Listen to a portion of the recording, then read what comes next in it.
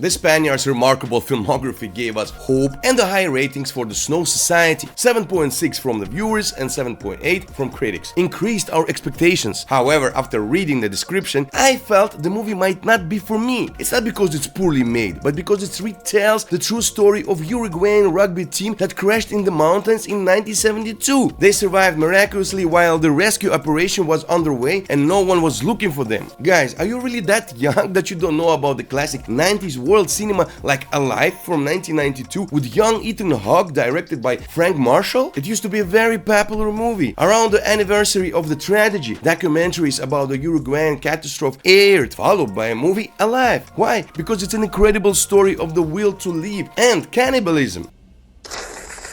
No other cases in history involve survivors admitting to eating their friends openly. Would you act differently? Eat a friend or face death in the mountains? Me, for example, I would do the same to keep living my boring life. So the Snow Society is a direct remake or retelling of the real 1972 story. There are no deviations from the plot of the movie Alive. Everything is exactly the same, only filled with the modern technologies that allowed for a more impressive portrayal of a plane crash. The most impressive scene occurs during the tragedy's onset, where computer graphics show how people's legs, arms, and other body parts break. Director Bayona is a true professional, making the disaster scene look stunning. Well, then sorry, I'm a little bit sick. It's a bit cold out here in mountains. Well, then the real boredom begins. The film lasts for a long 2 hours and 25 minutes, where they show us all the horrors of the survival in the snowy mountains when you have to rely on your own strength because there is no help to wait for. You understand that some are injured and it's cold outside, but not only such dangers await people in the mountains. Some are hurt, others are exhausted, and above there is a constant threat of a snow avalanche. In these terrible conditions, all the true qualities of people come out. A friend is known in the trouble and all that stuff. And if you do want to live, you have to not only eat dead friends, but also become a real team to help not only yourself, but also your colleagues. The film is shot in a draggy way and I was bored to watch it. I noticed some blunders as well. If you can forgive, for example, the constantly snow-white teeth. Hey guys.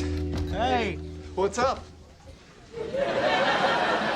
You know, oh my God. What's more, they're all without any facial hair. The film goes for 2 hours. The time in the mountains is measured in weeks and the characters don't have beard. How so? They're always shaved and groomed. The worst thing about this whole story is the cannibalism thing, which makes you question your morals and beliefs. After you watch this for a while, the drama loses its appeal and becomes boring and predictable. Even though the sight of the dark pea on the snow after chewing down on people isn't your everyday thing. It's a gruesome picture that's scarier than any horror flick. After the first hour, I stopped caring because it was the same thing over and over. The drama got cheesy where the characters just talk about eating the dead guy and how to get out of the frozen hell. The characters' emotions are as weak as the water and food they have left. The drama is too basic. What I saw in the end is obvious. And when there is no mystery, well, there is no fun. I'm wondering why they couldn't locate them, considering the plane crashed not far from a populated area. You know, maybe if the search was handled by USA or the Soviets, they would have found a wreck, but it seems like the Uruguayan rescuers weren't too motivated to look for people, or maybe they just didn't have the resources for it. Anyway, the movie Snow Society wraps up so casually, with the rescue being so close just brings a wry smile to your face. As a result, it turned out to be the most boring, sluggish movie where the action develops in a circle or stands still. If you have seen Alive, then watching Snow Society is definitely not worth it. But a young friend of mine who was born after the release of the film Alive did not know about the story and confessed to me that he watched Snow Society with a great interest. He said, well, at least I learned about the case because I never heard of this disaster before. So there is some benefit to the film after all. Thanks a lot for watching Beauty Popcorn. Like, subscribe, and see you in the next episode.